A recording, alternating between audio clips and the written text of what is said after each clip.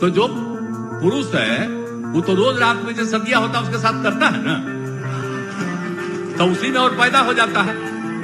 और लड़की पढ़ लेती है तो हमको मालूम था कि वो करेगा ठीक है, लेकिन अंतिम में भीतर मत घुसाओ। बिहार के मुख्यमंत्री नीतीश कुमार ने 7 नवंबर को बिहार विधानसभा में जनसंख्या नियंत्रण की बात को महिलाओं की शिक्षा से जोड़कर ऐसा बयान दिया जिसकी न सिर्फ बिहार में बल्कि देश भर में जमकर आलोचना हो रही है। कल तक जो नीतीश कुमार अपने गंभीर व्यक्तित्व के लिए जाने जाते थे, इस बयान से उनकी इमेज को काफी धक्का लगा है।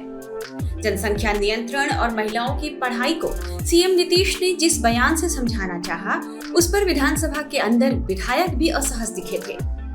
ऐसे में नीतीश के बयान को लेकर बवाल बढ़ा हुआ है। हालांकि नीतीश कुमार ने विधानसभा में दिए अपने बयान को लेकर माफी मांग ली है, लेकिन विपक्ष अभी भी उनके इस्तीफे पर अड़ा है। ये पूरी तरह सार्थक है। आप देख रहे हैं नीतीश जी की जो स्थिति है, ये बीमार है और भारत का संविधान ये कहता है कि जो व्यक्ति बीमार हो उसको गद्दी पर बने रहने का कोई अधिकार। तो ऐसी भाषा नहीं रहती। हम तो वही कह रहे हैं कि ये दुर्भाग्यपूर्ण है, कोई न कोई गलत मेडिसिन देने का काम कर रहा है। कौन दे रहा है? अब ये तो जांच का विषय है ना, मुख्यमंत्री को दे रहा है, तो हम लोग इसमें क्या बताएं। लेकिन मेरे मन से अगर कोई सब बात आ गई, बिहार में थोड़ा सा नीचे कीजिए,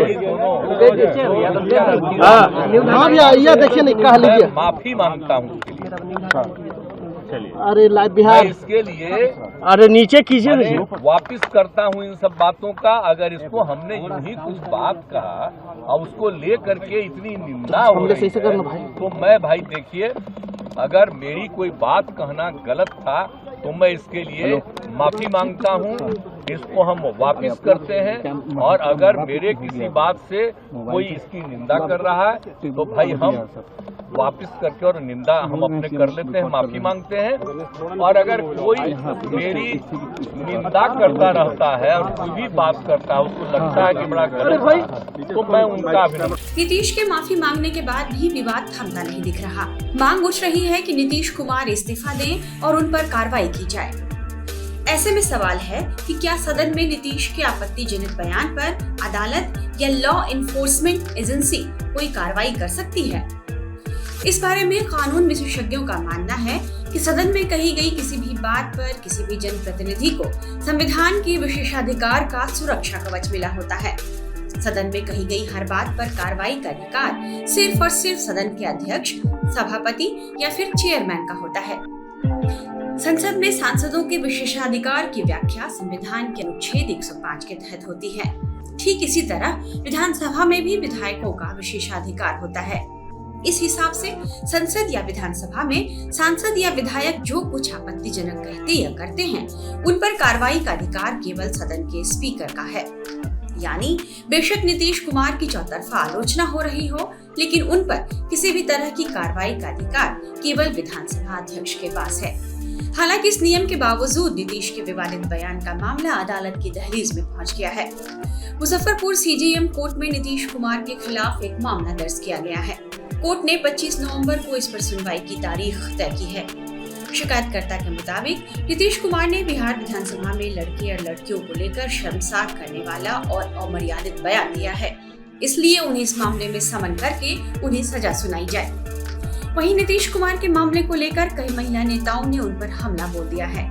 बीजेपी नेता अपर्णा यादव ने तो यहाँ तक कहा कि किसी मुख्यमंत्री के बयान जो पूरे देश की महिलाओं को शर्मसार कर दे, ऐसे व्यक्ति को विधानसभा में बैठने का अधिकार नहीं।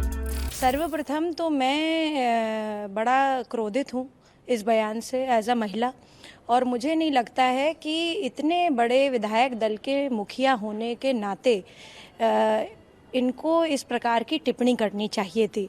दूसरी बात है, विधान जो भवन होता है, विधानसभा जो होती है, वो बहुत ही गौरवान्वित और प्रतिष्ठित भवन है देश का। बिहार से कितने लोग आईएएस पीसीएस निकलते हैं, इसका मतलब है लोग बड़े पढ़े लिखे हैं, बड़े सुलझे मानसिकता के हैं। परंतु इस प्रकार की बात करना वहाँ के मुख्यमंत्री की, ये बहुत ही शर्मसार कर देने वाली है। पूरे भारत के लिए ये दिखाता है कि इस प्रकार के लोगों को विधानसभा में होना ही नहीं चाहिए।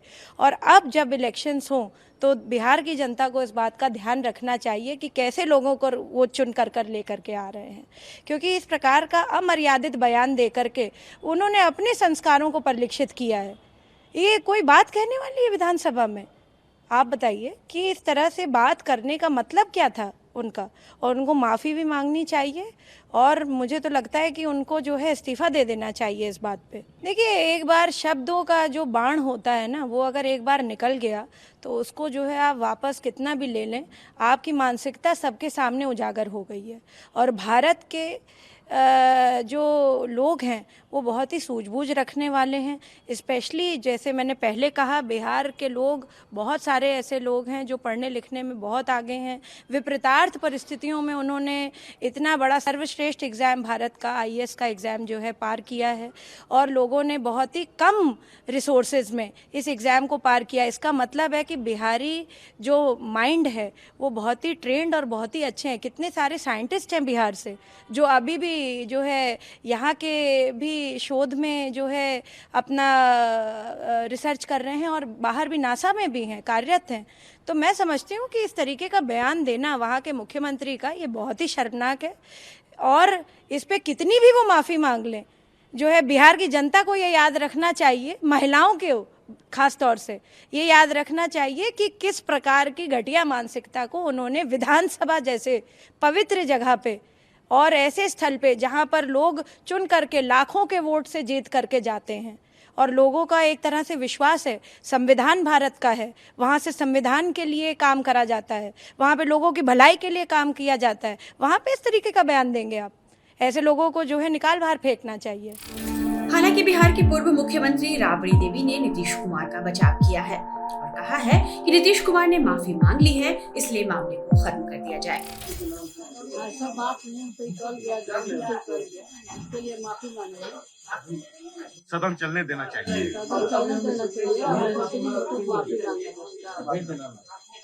बाद में पछतावा है कि कैसे गलती की। नीतीश कुमार कहां तो विपक्षी एकता की मुहिम को ताकत देने के लिए इंडिया गठबंधन की अगुवा की भूमिका निभा रहे थे, और कहां एक बयान देकर वे सियासी मझधार में फंस गए हैं। विपक्षी पार्टियां उनके इस्तीफे पर अड़ी हुई हैं। देखना होगा कि ये विवाद कहां जाकर खत्म होता है। टाइम्स नाउ नवभारत डिजिटल की रिपोर्ट। हमने कोई बात कहा है, अगर मेरी किसी बात को लेकर के तकलीफ हुई है तो मैं अपनी बात को वापस करता हूं और मैं अपनी निंदा करता हूं। मैं दुख प्रकट करता हूं कि मेरे किसी एक शब्द के चलते अगर किसी को तकलीफ हुई है तो आपने मुख्यमंत्री शर्म करें। मैं न सिर्फ शर्म कर रहा हूं, मैं इसके लिए दुख प्रकट कर रहा हूं और अपनी सारी चीजों को वापस लेता हूं। और मैं महिलाओं के पक्ष में है, और जितना काम किया गया है और जितना उनके हित में काम किया गया है और जितना बड़ा काम हो गया है, अब उसके चलते जो दिया जा रहा है, आप समझिए 50 की जगह हम लोग जो 65% दे रहे हैं, ताकि अति पिछड़ा और पिछड़ा को दोनों को इसका लाभ मिलेगा।